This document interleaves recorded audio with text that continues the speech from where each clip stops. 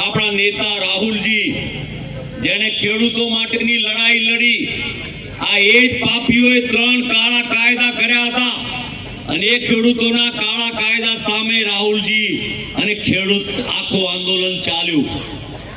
એમના મનમાં હજુ પણ એ જ પાપ ને દ્રષ્ટિ છે અને એટલે એમણે 10,000 કરોડ રૂપિયાનું નાનું નાટક કર્યું છે. આ 10,000 કરોડ રૂપિયામાં કાંઈ થઈ શકે નહીં અને એટલા માટે કોંગ્રેસે એના ચૂંટણી ઢંઢેરામાં પણ સ્પષ્ટ કર્યું છે. દેશમાં તો માફ કર્યા 72,000 કરોડ, પણ જ્યાં જ્યાં કોંગ્રેસનું શાસન આવ્યું, રાહુલ ગાંધીના નેતૃત્વમાં કોંગ્રેસની રાજ્યની સરકારોએ એ દેવા નાબૂદ કરવાનું કામ કરેલું.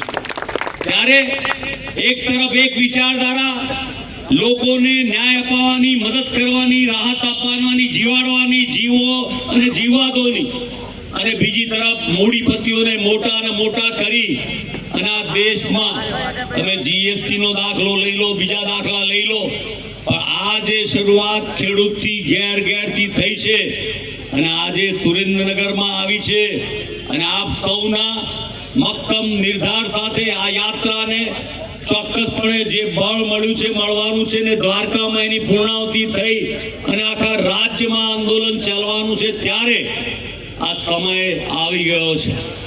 આપણે સૌએ એક થવાનો, ભેગા રહેવાનો અને આ ગુજરાતના ખેડૂતો, સામાન્ય પ્રજા, યુવાનો, મહિલાઓ, બેરોજગારી એને માટેની લડતનો કોઈ વિધાનસભાની ચૂંટણીને તો વાર છે, પણ એના પહેલા આવનારા જે કોઈ નાના મોટા કાર્યક્રમો હોય એ કાર્યક્રમમાં કોંગ્રેસ પાર્ટી જે રીતે રાહુલજીના નેતૃત્વમાં કટિબદ્ધ થઈને આ લોકોનો સામનો કરવા જઈ રહી છે.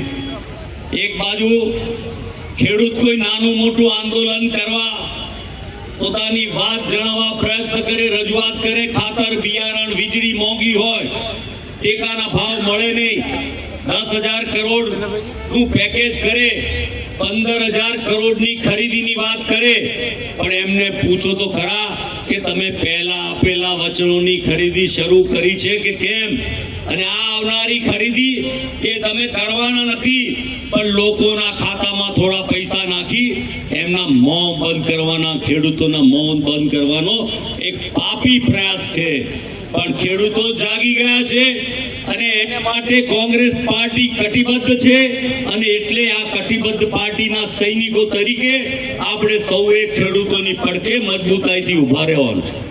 હમણાં તો આ ભલે નાની વાત લાગે કે આપણે 50 ટ્રેક્ટરો લઈને આ સંખ્યામાં નીકળ્યા હોય, પણ જો ખેડૂતોના દેવા આ સરકાર નાબૂદ ના કરે તો ગાંધીનગર ખાતે 5,000 કરતા વધારે ટ્રેક્ટરોનો કાફલો લઈને આપણે પહોંચવાનું છે.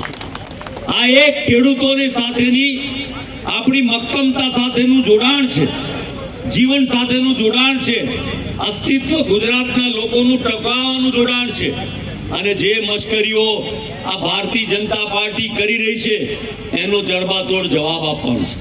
આપ બહુ સમજદાર, નિષ્ઠાવાન, મજબૂત આગેવાનો છો અને એટલે જ આ રાહુલજીના આ પ્રયાસ, રાહુલજી પણ ઝડપથી ગુજરાતમાં આવવાના છે અને આપણા ગુજરાતના જુદા જુદા જિલ્લાઓમાં પ્રવાસ કરવાનો છે.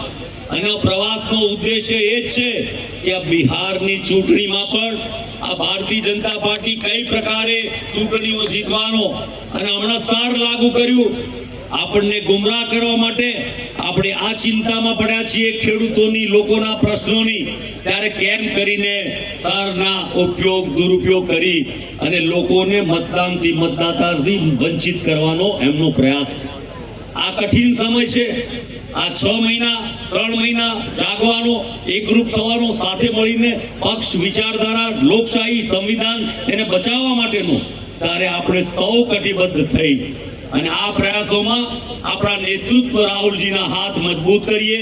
અને જેમ કહ્યું કે દ્વારકામાં જ્યારે આની પૂર્ણાહુતિ થાય તો આપણે સૌ મોટી સંખ્યામાં આવીએ, તૂટી પડીએ અને એના જબરજસ્ત ગુંજના સાથે ગાંધીનગરની સરકારને ફરજ પડે.